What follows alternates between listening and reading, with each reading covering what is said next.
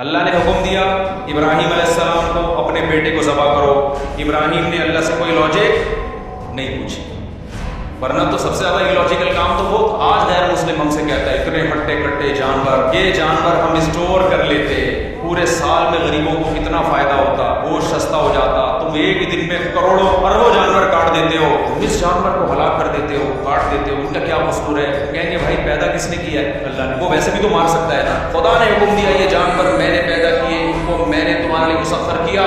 تو بقرعید کے 3 دنوں میں اللہ کو جانور کا خون بہانے سے زیادہ کوئی عمل محبوب نہیں ہے. اب غیر مسلم ہم سے کہہ سکتا ہے کہ ٹھیک ہے اگر آپ نے جانور کاٹنا ہی ہے تو کچھ ڈسیبل جانور ہوتے ہیں، کچھ لنگڑے ہوتے ہیں، کچھ کاڑے ہوتے ہیں، وہ ویسے ہی ضائع ہونے والے ہیں، تو ان کو کاٹ دو تاکہ ان کا گوشت کام آ جائے.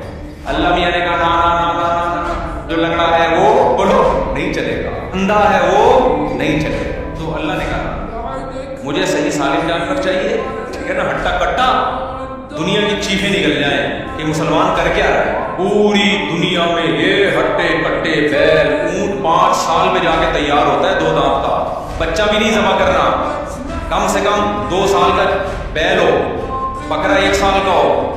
ورنہ لوگ کیا کرتے چھوٹے چھوٹے بچے جن کے ابھی پیسہ خرچ ہی نہیں ہوا ان کو ذبح کر دیتے. نا تیار ہو چکا ہو، بھرا ہوا جانور ہو. بعض ایسے جانور ہوتے ہیں لوگ مذاق اڑاتے ہیں محلے والے کے، سوپ بنا کے پی لے بھائی تو اس کا، ٹھیک ہے نا. اللہ میں نے کیا کہا اچھا جانور ہو. تو یہ بات بظاہر illogical ہے لیکن مسلمان کا خدا سے رشتہ ہے. اور آپ کو پتہ ہے قربانی کا حکم یہود و نصارہ کو بھی ہوا تھا.